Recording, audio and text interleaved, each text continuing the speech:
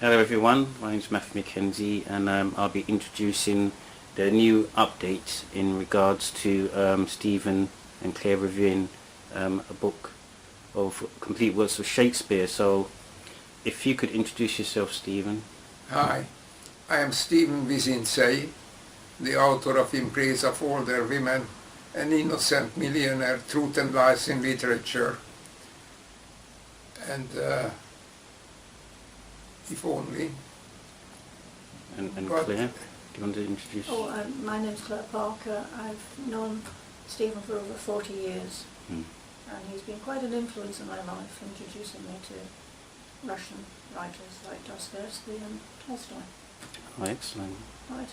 And I see you holding up a book there. Well, we talked about what the various great writers meant to everybody. But Shakespeare is very simple in a way, because if it hadn't been for Shakespeare, England wouldn't be what it is. This was the writer who defined what England is. If it hadn't been for Shakespeare,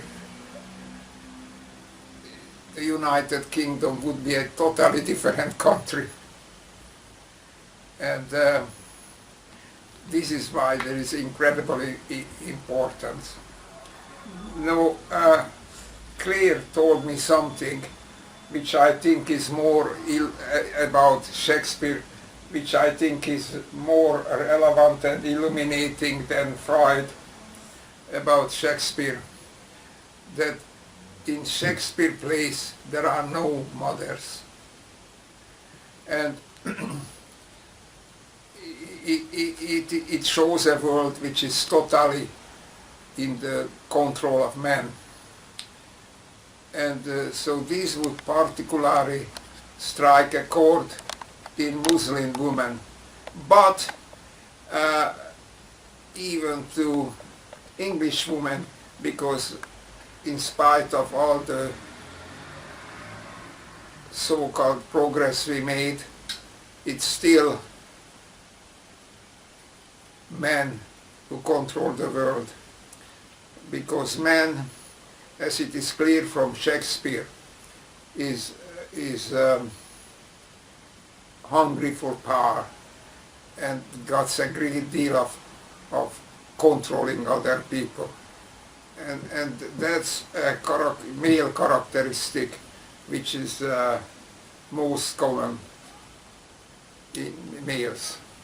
Before we go on to some of the works and plays by Shakespeare, I'm interested, and I'm sure the audiences are interested as well, in a bit about Shakespeare. If I can go to yourself, Claire, you don't have to be a super expert, but he's a very famous playwright. Of course, we're going to discuss his plays in a minute.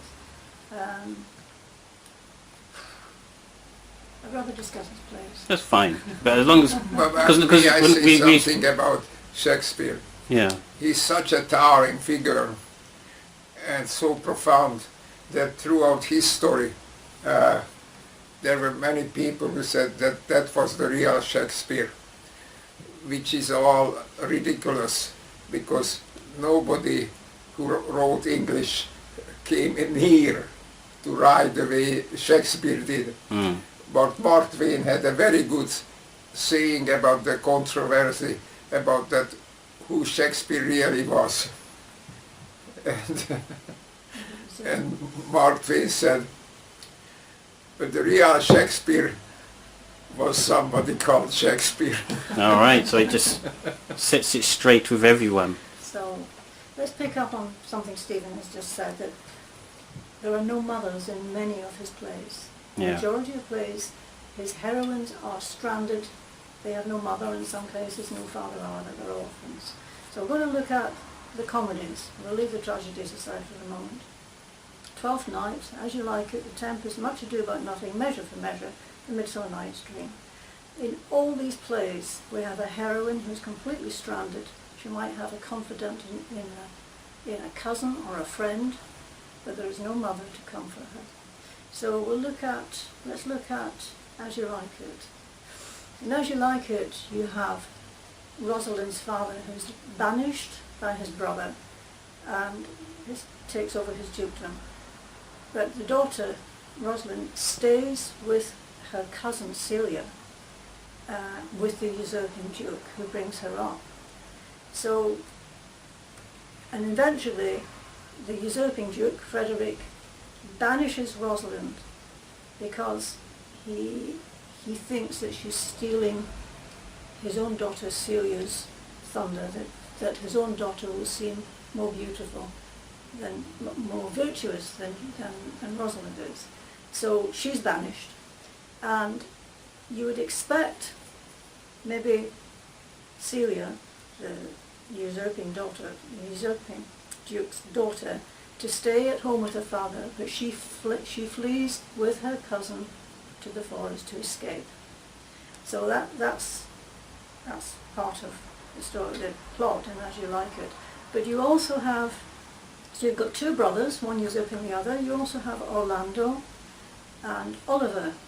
And Oliver disinherits his brother and throws him out to look after pigs, whereas he gets all the inheritance. So it's Act 1, Scene 1, and you've already got two brothers at loggerheads. So that's As You Like It. In The Tempest, you have Prospero and his island with his daughter Miranda, and she is the only female character in the play. All the rest are men. And so she asks about her, there's hardly any mention of her mother. In fact, there's no mention of her mother. The only character in this play, the only mother to whom any reference is given, is Caliban's mother, who is an ugly, pot-ugly old witch. And she has 4 references in the play, but there's nobody else. Measure for Measure, you have the heroine, Isabella, and her brother is condemned to death by the duke. Well, he's not a duke. Angelo has taken over the ruling of the province, where the real duke goes into hiding disguised as a monk, but we'll leave that aside for the moment. Angelo is a stickler for the laws of the land, and he looks at all the laws of the land and thinks this one has not been observed and that one's not been observed, and he picks on Claudio, who is the brother of Isabella, and condemns him to death because he's got some young woman with child. And so Isabella, his sister, pleads for her brother's life, and Angelo says, okay, I'll let him live if you'll sleep with me. So he's a hypocrite, he's a total hypocrite. It all comes out okay in the end. But again, Isabella is condemned to either enter a convent or die, and she chooses the convent. Anyway, we'll leave that for, let's go to another play. Midsummer Night's Dream. Midsummer Night's Dream, you have the tyrannical father of Hermione, who insists that she marries a man that she doesn't love. And again, you have Hermione and her cousin Beatrice, who takes her side. Hermione flees to the forest, and the forest play quite a prominent part in these comedies. They provide refuge. Again, Hermione has no mother. There's no mother to comfort her. So that runs all the way through these plays. Mm. And let's see, Much Ado About Nothing. You've got Hero, who's the heroine, Hero, and she is maligned. She's accused of lack of chastity, and it's trumped up charges. But her father chooses to believe it, and others choose to believe it at all. So she's another outcast. And there's no mother. There's no mother there. So... If I may interrupt here, perhaps the best known play, which you must all know, is in Hamlet. Oh, yes. Where there is a mother, but the mother married again another dysfunctional family. The brother kills the king and the queen, Marries a queen. marries the queen, the bereaved king, and the bereaved king falls in love with her husband's murderer. And You can't get more dysfunctional than that. but what is interesting there is another thing in all that. All this plays is there are no mothers, but also it is all the heroes. And if you are young and read Shakespeare, you know that it's always young people who make the world go around. That's right. And try against parental power to better themselves and their lives. That is really incredible if you think of it, that Shakespeare, known for his great historical tragedies and historical plays, managed to write plays in which you have not only England's past, but also the struggle of the young to manage in a world controlled by the older generation, by parental power, and also the history of the land, to have plays which explain not only the history of the country, because if you read his plays, and I recommend it because really you don't know the country you live in, because the country you live in was created by Shakespeare, because it is his writing which determined that England is the country which it is. But he manages to get the country's history and the families and the family conflicts and the struggle of the young to succeed and have their freedom against their parents' power. And it's all one thing. Yes. He does, I think I told it about some other writers, that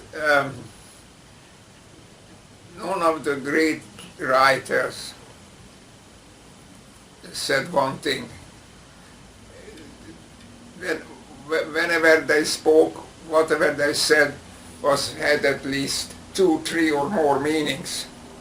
No, this is true of nobody as much as of Shakespeare, because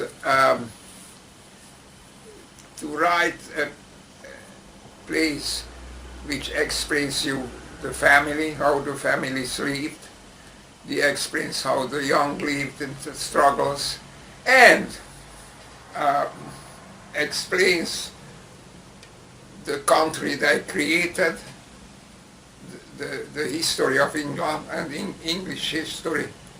I mean, and to do all these 3 things in the same play, it is incredible. It's incredible. This is why nobody in the world had Shakespeare. And this is what makes the England and the United Kingdom the country it is. So, if for nothing else, you ought to read him to understand the country you live in. Yeah. It is your own background. Whoever you are, if you live in England, Shakespeare is your ancestor. And going back to yourself, Claire, do you agree with what Stephen yes, says? And especially if you read the histories like Henry IV, Art 1 and 2, Henry V, Richard II, Richard III, you do learn a lot about the history of your own country. Yes. Yes. But he understood human nature. He Yeah. really did, and that comes out in the creation of his characters. And today it is people read resumes in school of Shakespeare plays. Don't do it. That's true. So read the summary of the play. Read what Shakespeare wrote. that's right, yes. Even if don't try to read the whole book. No, Let it's... one go. But read one play, Yeah. and it will make you understand life better. And, They say knowledge is power, and you get most of that power from Shakespeare. and what play would you recommend that, if anyone's going to get into Shakespeare's work, what play would you recommend that they look into first? Well, I mean, I it's first obviously- would recommend Hamlet. Hamlet, too, yeah. yes. And why is that? Partly because there is a great television production of it back in the late 70s or early 80s, which is fantastic. And what I recommend is to see Laurence Olivier's Hamlet, see the film which he created, and then read the play.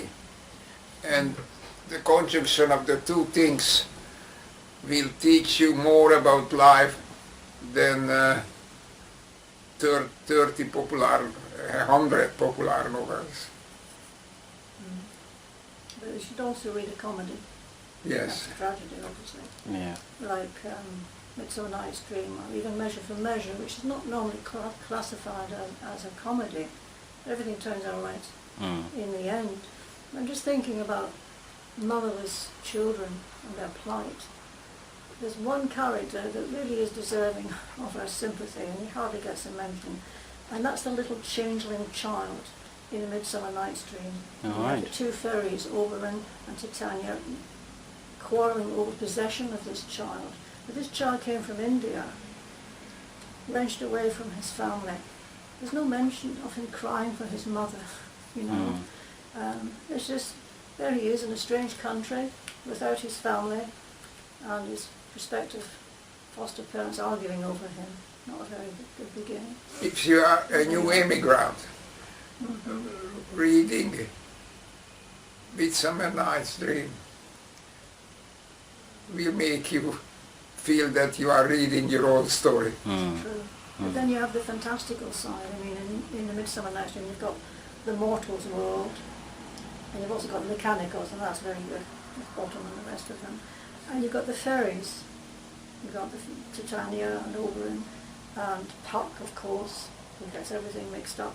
And in The Tempest, you have Ariel, Prospero's fairy servant Ariel. So you have this wonderful, fantastical side to his plays that you believe in. As long as you're reading it or watching it, you believe in it. Yes.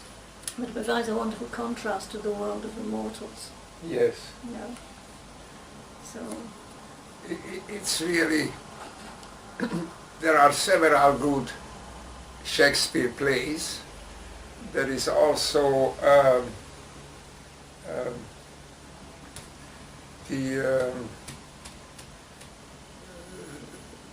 what was the Shakespeare play, the lovely Shakespeare play by what's it about? the film? Oh, lots of films of Shakespeare's plays. What characters are you thinking about? I'm thinking about who is that lovely playwright who wrote it? Do you remember what the actual play was about? Like any of the characters in the It play? was about Shakespeare trying to write his plays, Oh yes. and he Yes. is he Shakespeare cannot. in Love. Was it called Shakespeare in Love? Shakespeare in Love. Yes, I remember that. Yes. That came out in the 90s. I can't remember. I think you're right. Yeah. Yeah. Yes, Matthew, yeah. So what is good about Shakespeare and what makes it easy to get to know him is that there are great plays, great films about many of his plays, and more important, they have subtitles, and the subtitles allow you to read the thing. And once you see a Shakespeare film and then read the play, because you need the reading too to reflect on it, because the camera and the film doesn't give you a chance to stop and think a few minutes, reflect a few minutes on a line.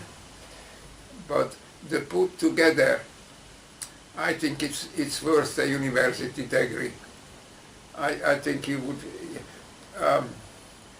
you could learn more from that than any university course I can think of.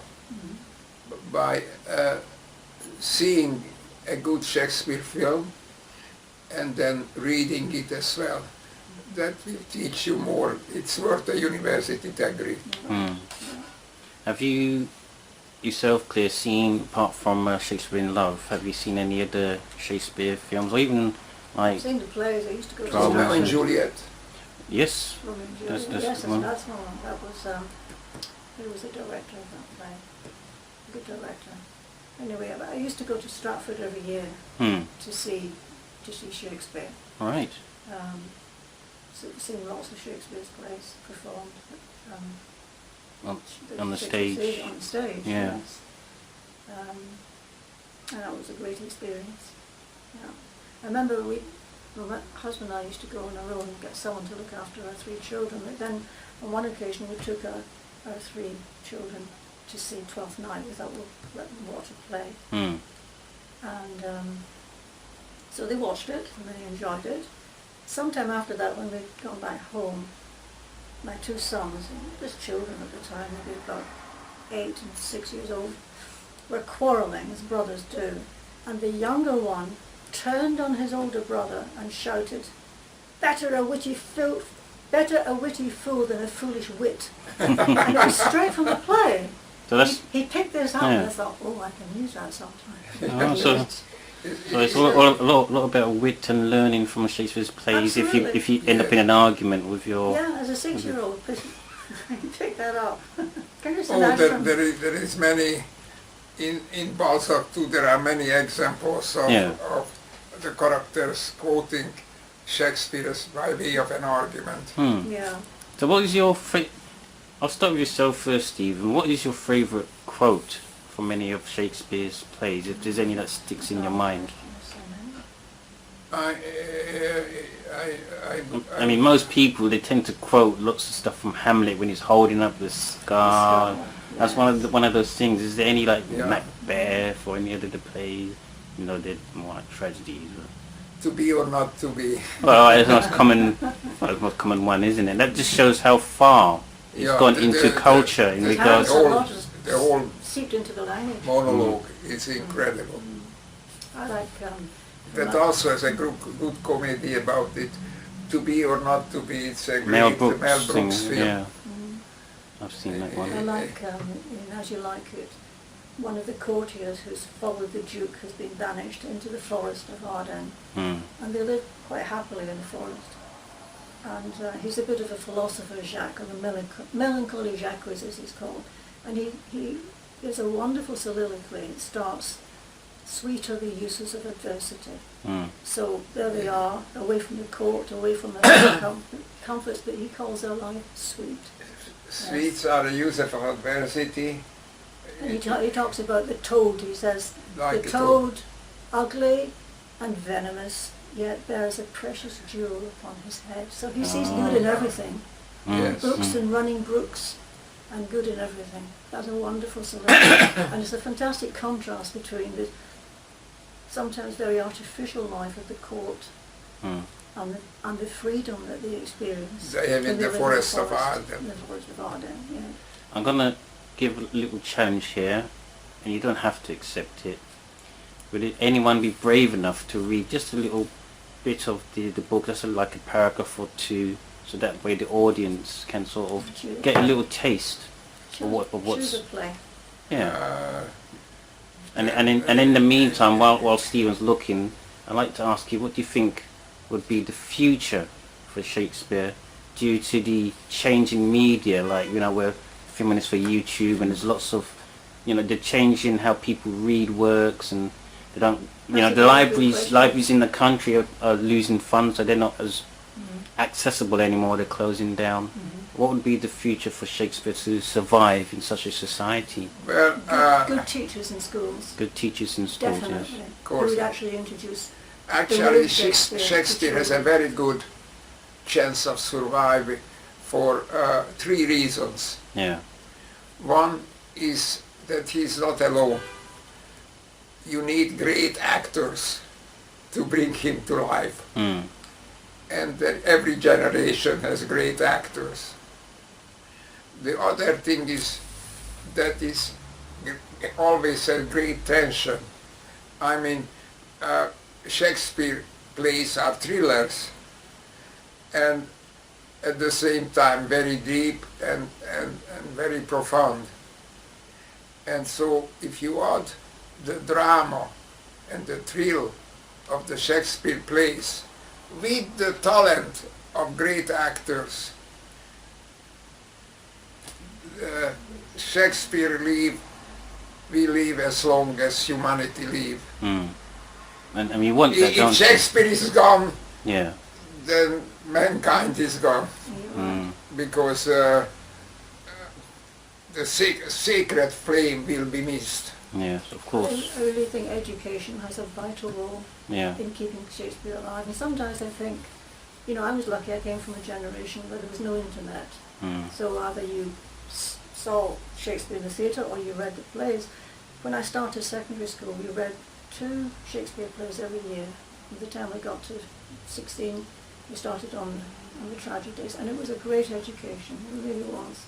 And sometimes I think that today, I don't know this, I don't have anything to substantiate it, but I suspect that some English teachers of English in secondary schools were not taught Shakespeare properly in school themselves.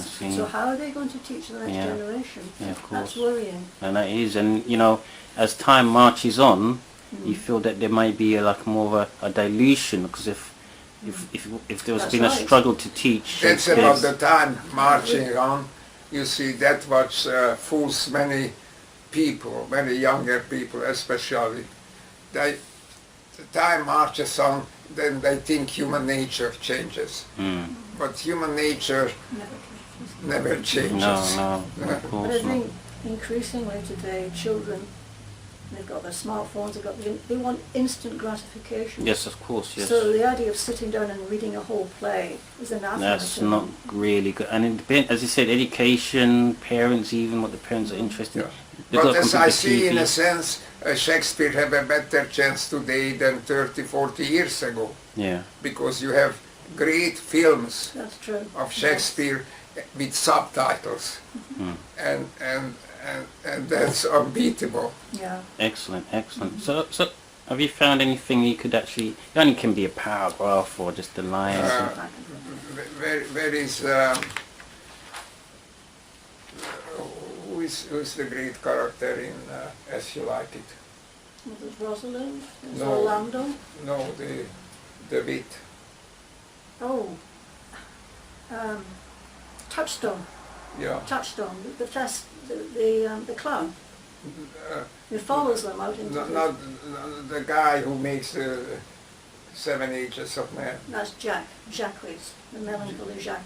Melancholy Jack. That's a great character. Yeah. Let's Claire has a really good accent. No, So I should found the gauntlet down. my Hungarian accent, but clearly Oh, we should read Jack. well, this reminds you like it, but we've got to find it. We've got Hamlet there. I mean, it doesn't have to be Pacific. I mean, it just gives like a little taste to the audience of what they're in store for if they choose to read in any of Shakespeare's work. because I can tell the book is so large, you're not going to really find anything in a hurry. Play first. That's King John. Winter's Tale. That's his last play.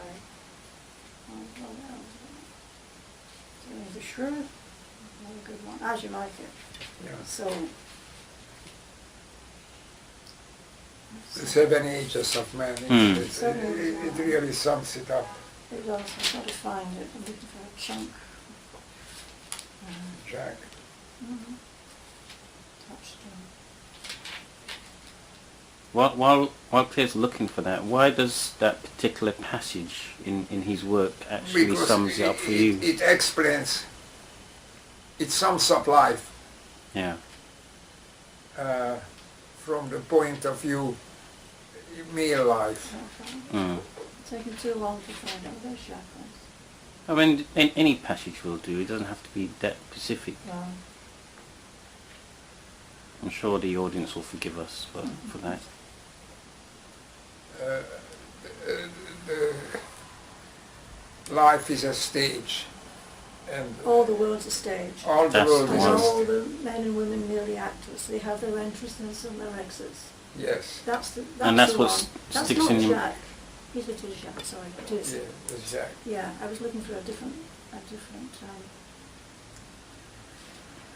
So that's definitely another famous quote. In fact, there's so many famous quotes There's so in many. regards of Shakespeare that He starts from the child who just he talks about the infant mewling and puking in his nurse's arms. He doesn't say mother's arms, so there's another mother that's missing. Yeah. Yeah. There's a nurse.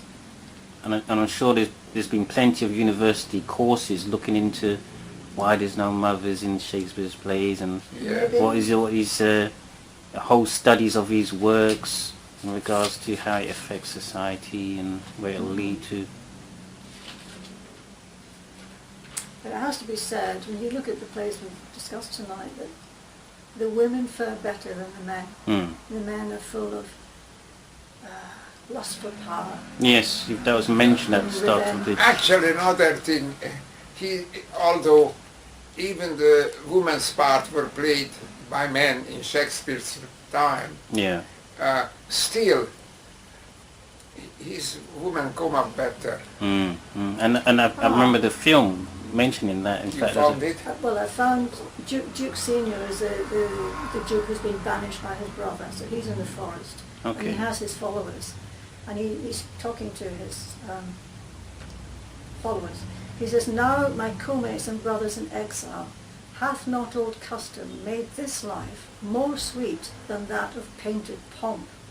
Are not these woods more free from peril than the envious court? Here feel we not the penalty of Adam, the season's difference, as the icy fang and the churlish chiding of winter's wind, which when it bites and blows upon my body, even till I shrink with cold, I smile and say, this is no flattery.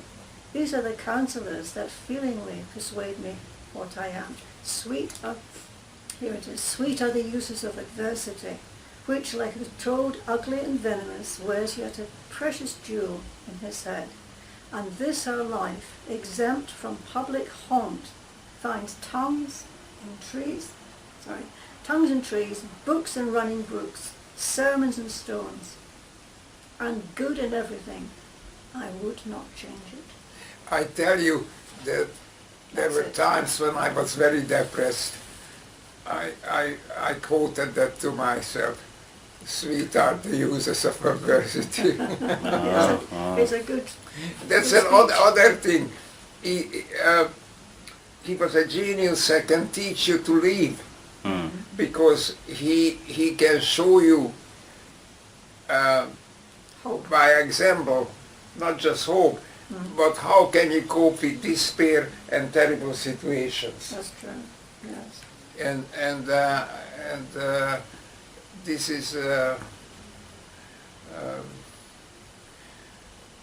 is on.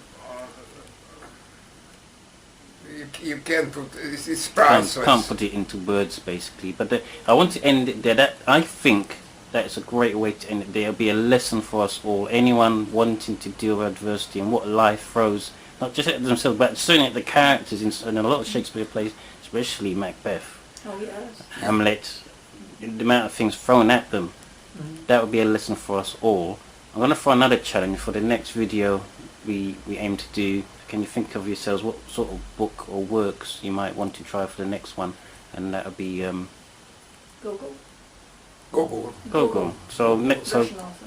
Yes. so The Diary of a Madman. Oh, incredible. Diary of a Madman. So for those who already know that, you've got you've got something in store for you there. So we'll see you next time. And I'd like to say thank you for Stephen and Claire for taking the time to Thank you, explain Matthew. the works of Shakespeare. And Thank we'll you. see you next time. Thank you. And read him and watch him. Watch one of his great movies.